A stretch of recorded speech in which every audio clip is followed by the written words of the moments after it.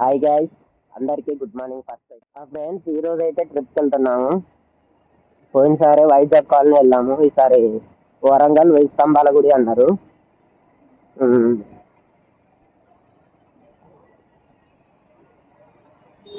అయితే సరేలే. బ్రో పేరు Mahesh, insta ID Mahesh rider అని ఉంటుంది. రోడ్ ట్రావెల్ అండ్ స్విగ్గీ చేస్తాడు. స్విగ్గీలో ఇన్స్టాలో పరిచయం. వర్షం జంకులు వస్తున్నాయి.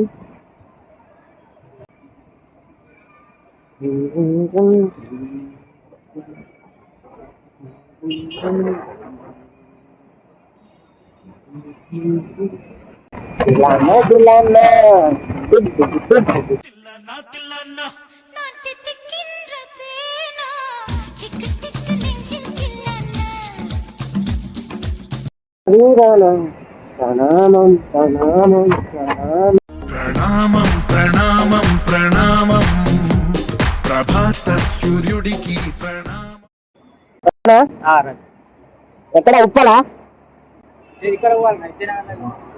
సరే, ఎక్కడ దిగాలో చెప్పి అక్కడ ఆఫ్ చేస్తా. ఎక్కడ దిగాలో చెప్పి అక్కడ ఆఫ్ చేస్తా. సరే.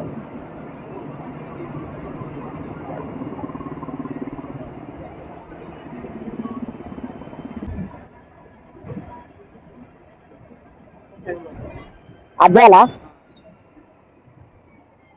Uncle side. Okay okay, bye.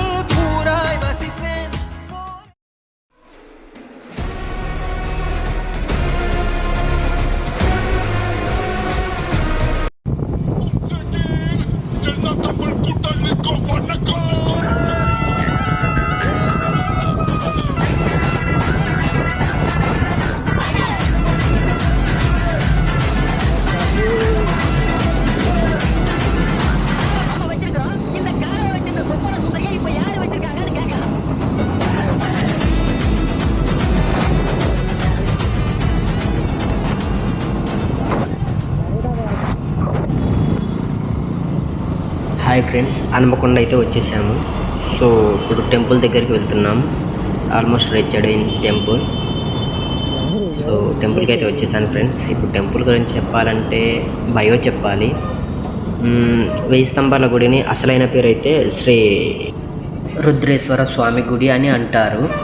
So వచ్చేసాం ఫ్రెండ్స్. గుడికి అయితే లోపలికి వెళ్ళాక లోపల ఎలా ఉందో అంతా చెప్తాను, బయోగ్రఫీ కూడా. సో నా వీడియో చూస్తూ ఉండండి. ఈ గుడిని 1163 సంవత్సరంలో హన్మకొండలో మొదట రుద్రదేవుడు ఈ గుడిని కట్టించారు. ఇతన్ని ప్రతాపరుద్రుడు అని కూడా అంటారు. ఈ 1000 స్తంభాల గుడిలో నిజంగా 1000 స్తంభాలు ఉన్నాయంటే అసలు ఉండవు ఫ్రెండ్స్. ఈ గుడిలో మొత్తం 300 స్తంభాలు ఉంటాయి. మరి ఎందుకు దీన్ని 1000 స్తంభాల గుడి అంటారు అంటే ఫ్రెండ్స్, నాకు తెలిసినంత వరకు అయితే ఈ గుడి నిజమైన పేరు శ్రీ రుద్రేశ్వర స్వామి గుడి ఫ్రెండ్స్. ఈ గుడిలో కొన్ని స్తంభాల్లో ఒక్కో స్తంభంలో 1 లేదా 2, 3 స్తంభాలు ఉంటాయి ఫ్రెండ్స్. ప్రతి రాయి మధ్య గ్యాప్ ఉండడం వల్ల వేరు రాళ్లతో లెక్క వేస్తారు. ఈ బండరాలన్నిటిని కలుపుకొని 1000 స్తంభాల గుడి అంటారు ఫ్రెండ్స్. నాకు తెలిసింది ఇది. సో ఇక్కడ నిజంగా 1000 స్తంభాలు ఉండవు. ఈ ఆలయాన్ని త్రికూట ఆలయం అని కూడా పిలుస్తారు. ఎందుకంటే ఇక్కడ 3 దేవుళ్ళు ఉంటారు. 1 సూర్యదేవుడు, 2 విష్ణుదేవుడు, 3 శివుడు. ఈ 3లో మొదట దేవుడు శివుడు. అందుకే ఈ గుడిని శ్రీ రుద్రేశ్వర స్వామి గుడి అని పిలుస్తారు ఫ్రెండ్స్. టెంపుల్ అయితే బాగుంది, చూసాము, చాలా సంతోషంగా అనిపించింది. దర్శనం కూడా చేసుకున్నాము. సో ఫ్రెండ్స్, మొబైల్లోనే వీడియోస్ తీసాము, కెమెరా సెలవులు అన్నారు. సో రిజిస్ట్రేషన్ కోసం హైదరాబాద్ నుండి రిజిస్ట్రేషన్ చేసుకొని రమ్మన్నారు. సో మేము హైదరాబాద్ నుండి ఇక్కడికి వచ్చాక మాకు తెలిసింది. అయినా ఏం కాదులే, మొబైల్ ఉన్నాయి కదా అని తీసుకున్నాము. సో నాకు తెలిసిన వివరం అయితే ఇది ఫ్రెండ్స్. బాగుంటే లైక్ చేయండి, లేకుంటే డిస్లైక్ చేయండి.